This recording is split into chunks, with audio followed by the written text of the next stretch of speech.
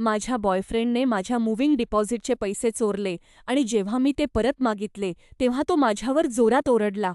माझ्या बॉयफ्रेंड आणि मी गेल्या 1 वर्षापासून रिलेशनशिपमध्ये आहोत. अखेर आम्ही एकत्र राहण्याचा निर्णय घेतला आणि मी खूप उत्साही होते.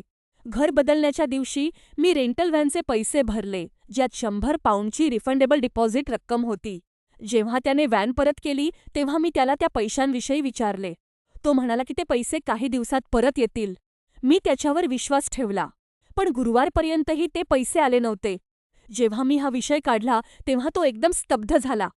त्याने मान्य केले की ते पैसे सोमवारपासूनच त्याच्या खात्यात जमा झाले होते. त्याने मला ही गोष्ट कधीच सांगितली नव्हती. जेव्हा मी त्याला विचारले की त्याने ते पैसे स्वतःकडे का ठेवले तेव्हा तो भडकला. तो ओरडू लागला आणि म्हणाला की ते पैसे शेवटी शॉपिंगमध्येच जाणार होते. त्याने विचारले की ते पैसे नक्की कोणाच्या बँक खात्यात आहेत, याने फरक काय पडतो? शेवटी तो जोरात ओरडला, "ठीक आहे," आणि त्याने ते पैसे मला ट्रान्स्फर केले. मी सध्या खूप धक्कालात आणि गोंधळलेली आहे. त्याने याआधी माझ्यावर कधीच असे ओरडले नव्हते. ही फक्त एक वेळची चूक आहे की त्याचे खरे रूप आता समोर येत आहे?